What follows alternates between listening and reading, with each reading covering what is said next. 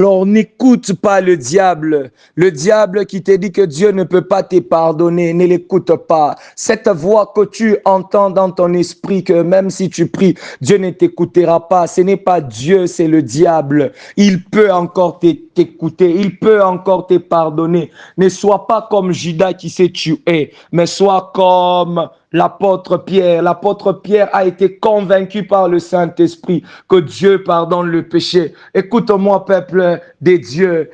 Quel est ce malade qui refuse d'aller à l'hôpital parce qu'il est malade? Et même s'il a été à l'hôpital il n'y a pas longtemps et qu'il ressent en son corps qu'il est malade, il n'aura pas honte de retourner parce qu'il était là. Qu'est-ce que j'aimerais te dire? Même lorsque Dieu t'a pardonné hier et que tu te rends compte qu'aujourd'hui tu es encore tombé dans le péché, rentre encore au pied de la croix. J'aimerais dire à une personne, s'il y a quelqu'un qui ne se fatigue jamais de nous, c'est Dieu. Dieu peut pardonner les mêmes péchés. J'ai dit, il peut pardonner les mêmes péchés. Il y a quelqu'un, hier, tu avais demandé à Dieu pardon pour un péché. Aujourd'hui, tu te retrouves et tu te dis, bon, comme j'avais demandé à Dieu pardon hier, est-ce qu'il peut encore me pardonner pour le même chose? J'aimerais te dire une chose, il peut encore te pardonner.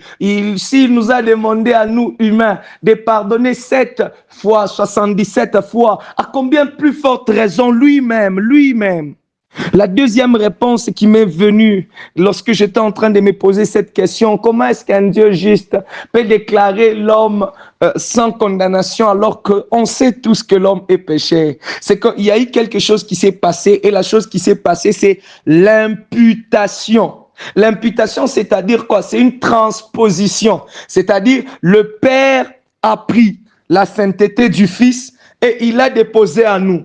Et le Fils a pris les péchés qui étaient en nous, il a déposé sur lui-même. Il y a eu transposition, il y a eu extrapolation, il y a eu changement, il y a eu shift.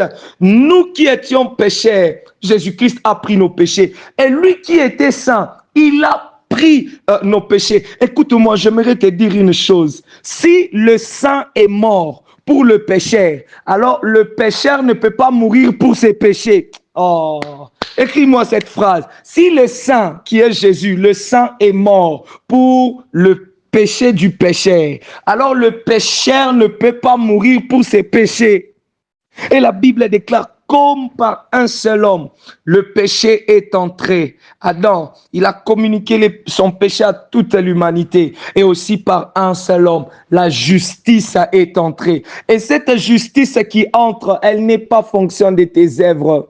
Écoute-moi, Dieu ne te déclare pas juste parce que tu ne pêches pas. Il sait que tu faillis. Il sait que tu as des défauts. Il sait. Mais quand Dieu te regarde, il voit la justice de Jésus en toi. C'est la justice de Jésus en toi qui est en train de te qualifier au devant de Dieu. Cela me rappelle qui? Cela est en train de me rappeler Jacob et son frère Ésaü. En réalité, celui qui méritait la bénédiction du Père, c'était Ésaü. Mais quand Jacob va chez le Père, quand il entend sa voix, c'est la voix de Jacob. Des fois, quand tu parles, la voix que Dieu entend, c'est la voix d'un pécheur. Dans tes actes, ce que Dieu est en train de capter, ce sont les actions d'un pécheur. Mais quand Dieu te touche, la Bible déclare, lorsque le Père a touché Jacob, il a senti la peau d'Ésaü. Et lorsque Dieu vient, il te touche, il sent la personne de Jésus en toi. Et l'apôtre Paul dit, quand je vis, ce n'est plus moi qui vis, c'est Christ qui vit en moi. Automatiquement, tu deviens éligible à la gloire de Dieu, à la bénédiction de Dieu. Non pas à cause de toi, mais à cause de Jésus, à cause de la sainteté de Jésus. La sainteté que tu as, c'est la sainteté de Jésus. C'est celle